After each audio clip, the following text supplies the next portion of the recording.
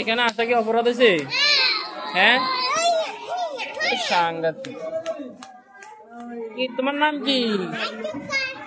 তোমার নাম কি?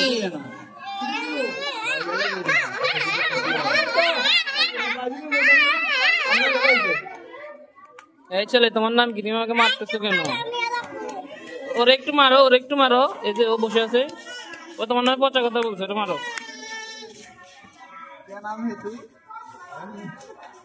ওরে মারো মারো, ও তোমার নামে পচা কথা বলছে, খুব খারাপ। তোমার নাম কি?